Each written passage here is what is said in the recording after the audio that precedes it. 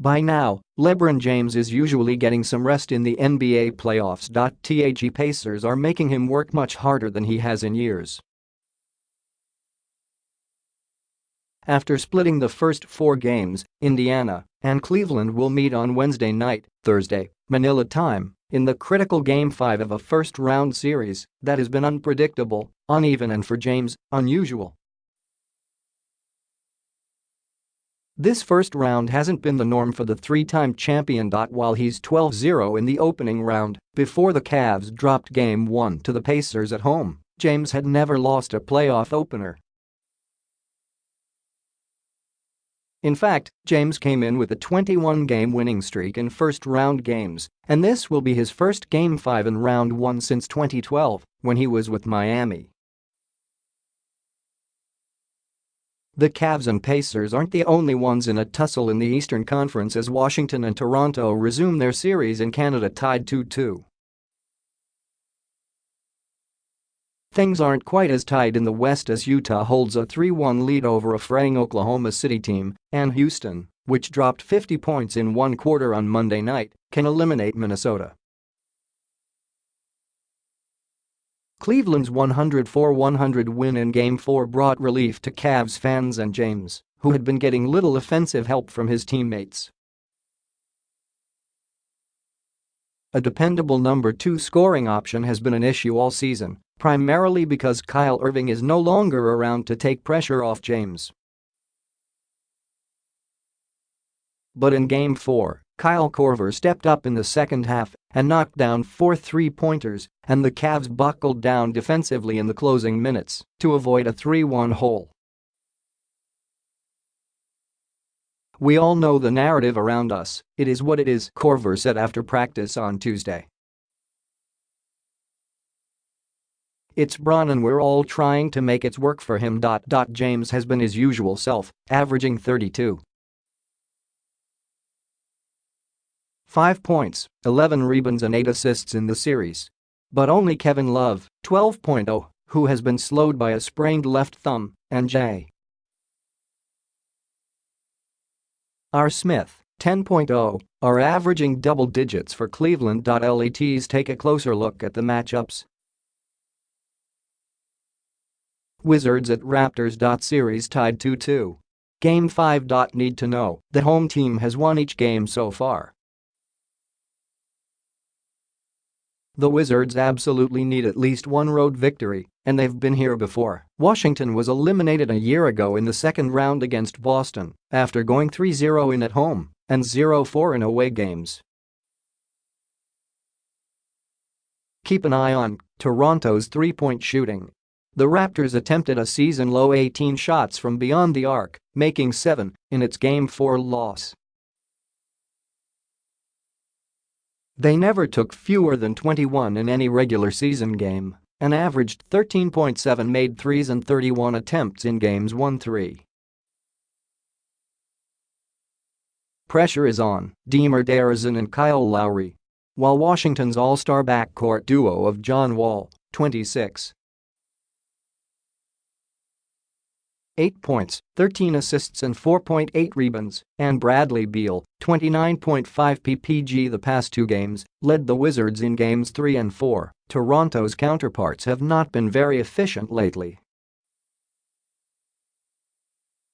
Lowry is shooting 41.7% and DeRozan is at 44 after going 10 for 29 in Game 4. Injury update: because of an injured right shoulder, Raptors PG Fred VanVleet has played a total of only 3 minutes in the series.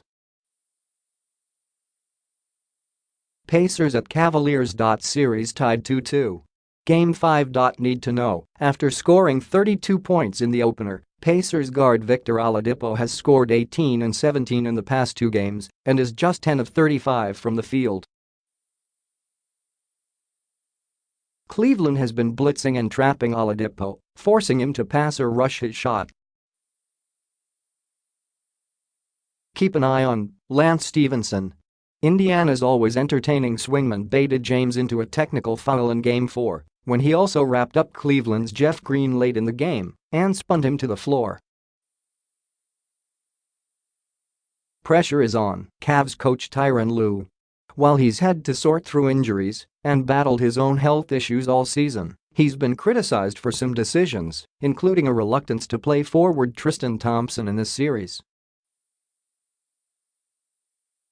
If the Cavs go down 3-2 or are eliminated, look out. Injury update: Cavaliers starting guard George Hill, back spasms, is questionable. He received injections but couldn't play in Game 4. Jazz at Thunder. Jazz lead 3-1. Game 5. Need to know: Jazz rookie Donovan Mitchell is averaging 27.5 points and 8.5 rebounds while shooting 45% from the field. He's averaging 17.3 points in the second half and shooting 46%. He topped Karl Malone's rookie playoff record with 33 points in Game 4. I'm not trying to think about all that now, he said. We have bigger things to worry about right now as a team. Keep an eye on Thunder forward Carmelo Anthony. He's shooting 37% from the field and 23.1% from three-point range.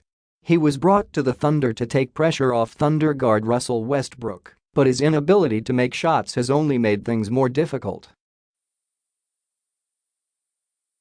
Pressure is on Westbrook. While averaging 21.3 points, 11.8 rebounds and 8.3 assists, he's only shooting 37%, 21 on threes. Westbrook normally attacks with reckless abandon, but 7'1" Jazz center Rudy Gobert is making that tougher. Intriguing matchup: Paul George vs. Joe Ingles. George has been solid, averaging 27.3 points. But his focus has drifted, and he has got caught up in some of Ingles' agitating tactics. George was the aggressor in Game 4, at one point shoving Ingles and getting a technical. Timberwolves at Rockets. Rockets lead 3-1.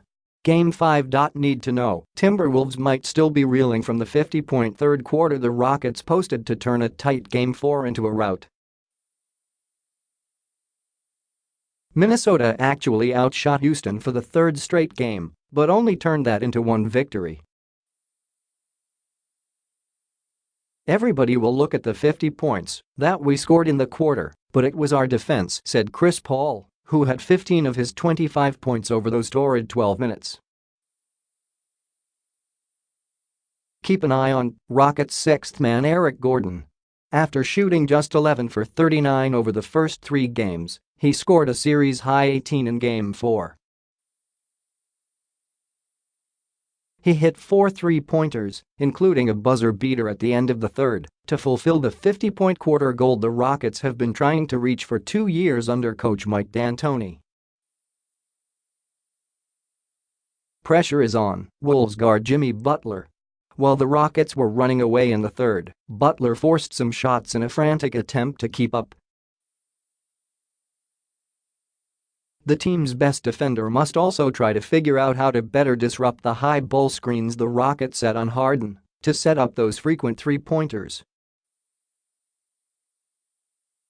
Injury update: Wolves point guard Jeff Teague dislocated his right pinky finger in Game 4 and struggled with 2 points on 1 for 7 shooting in 28 minutes with 4 fouls and 3 turnovers.